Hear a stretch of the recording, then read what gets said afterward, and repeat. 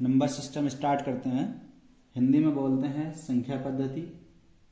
Digit Hindi में बोलते हैं अंक। क्या क्या होते हैं? 0, 1, 2, 3, 4, 5, 6, 7, 8, 9। कुल मिला के ये 10 अंक होते हैं जिनसे दुनिया की सभी संख्याएं बनाई जा सकती हैं।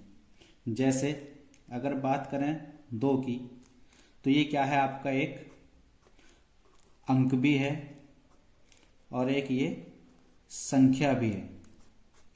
लेकिन अगर बात करें जैसे आपको दिया 25, तो आपका ये क्या है? ये संख्या है, क्योंकि ये 2 अंकों के मेल से बनी हुई है।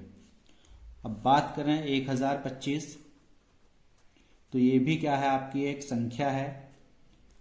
ये भी क्या है? आपका संख्या है।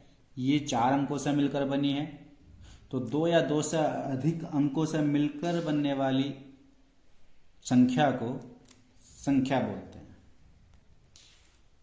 जैसे आपको कोई संख्या दिया है 22, 52, 73, तो इसमें क्या क्या होगा आपका? ये तो होगा आपका इकाई अंक,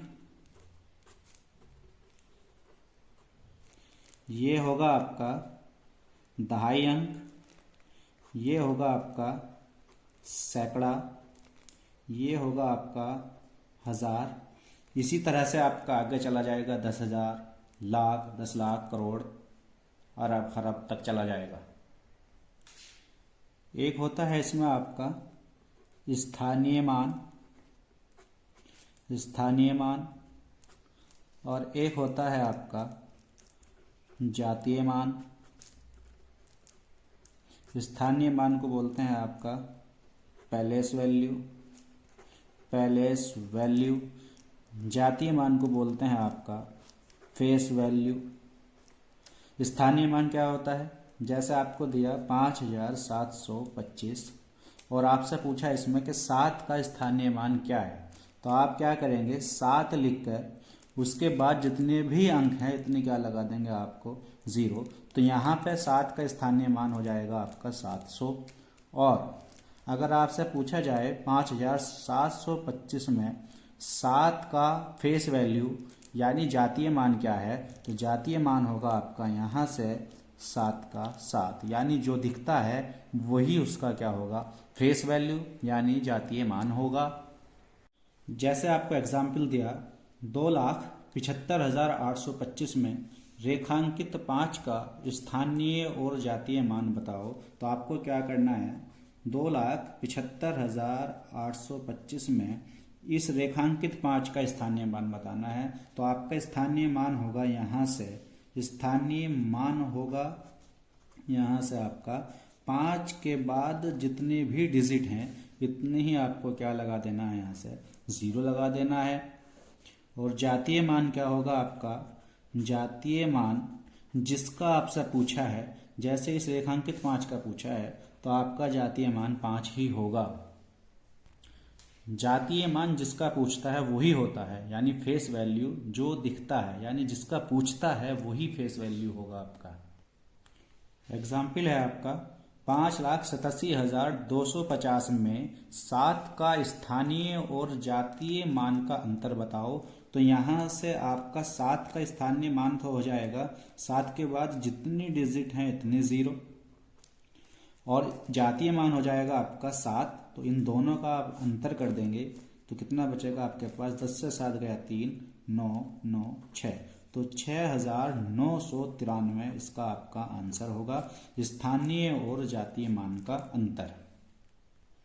अगर आपसे अंतर ना पूछ के आपसे योग पूछ लेगा, तो योग क्या होगा आपका?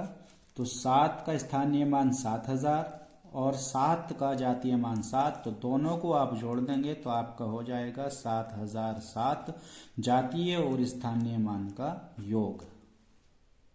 यहाँ पर आपके कुछ सेट देखते हैं। जैसे प्राकृतिक संख्याओं का सेट है 1, 2, 3, 4, 5 और कहाँ तक? ये आपका अनंत तक है।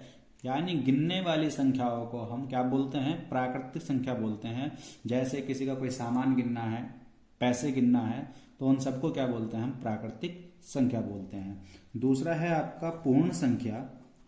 पूर्ण संख्या, अगर आप प्राकृतिक संख्याओं में जीरो को भी शामिल कर लें तो आपका वो बन जाता है क्या, पूर्ण संख्या। इसका भी कोई अंत नहीं होता। तीसरा होता है आपका इसमें पूर्णांक।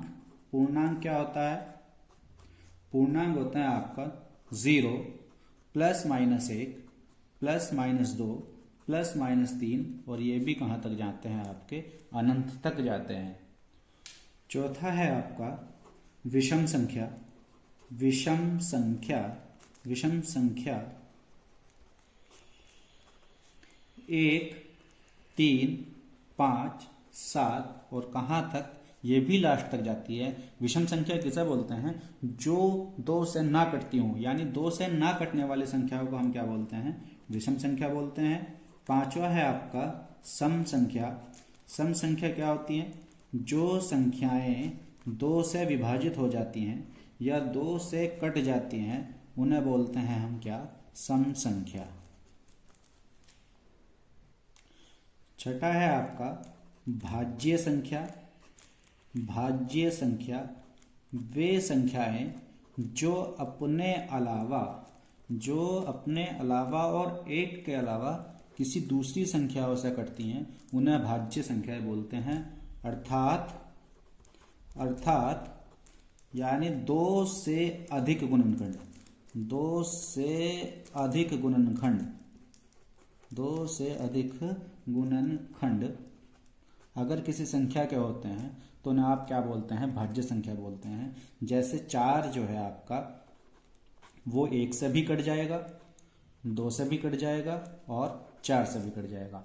अगर 1 और अपने आप के अलावा किसी दूसरी संख्या से कोई संख्या कटती है तो उसे हम भाज्य। 7 है आपका अभाज्य संख्या।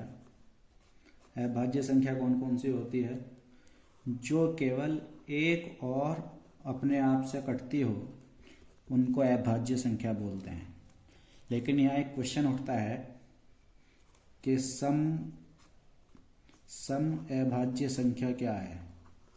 सम अभाज्य संख्या, तो सम अभाज्य संख्या होती है आपकी 2, और जो कि सबसे छोटी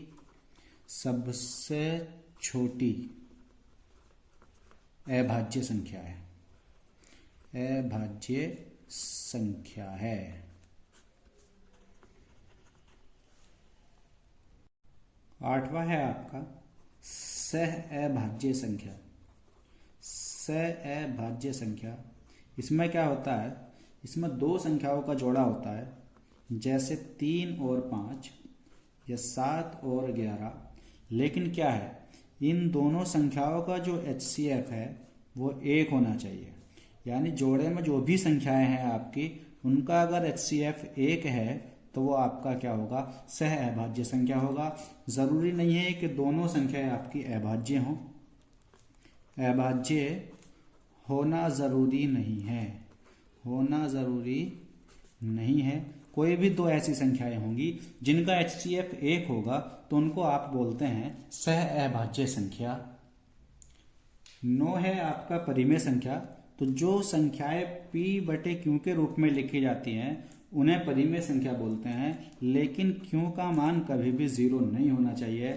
जैसे 1/2 हुआ, 3/5 या 7/6, इस तरह की जितनी भी संख्याएं होंगी आपकी, वो सब क्या होती हैं, आपकी परिमेय संख्या होती हैं। 10वां है आपका अपरिमेय संख्या। अपरिमेय संख्या, अपरिमेय संख्या, तो अपरिमेय संख्या कौन कौन सी है आपकी, जैसे √2, √3, √5, इस तरह की जो संख्याएं होती हैं आपकी वो अपरिमेय संख्या होती हैं। कभी कभी वो 4 ऑप्शन देकर पूछ लेता है कि बताइए कि परिमेय संख्या कौन सा है, तो आप बता देंगे अगर √2 है तो √2 को, √3 है या √5 है तो आप बता देंगे √2, √3 या √5 अपरिमेय संख्या है। लेकिन ज़्यादातर पूछता है आपका वो √3 को और √5 को। तो आपको 4 ऑप्शन में से पहचानना है कि अपरिमेय संख्या आपकी कौन सी है।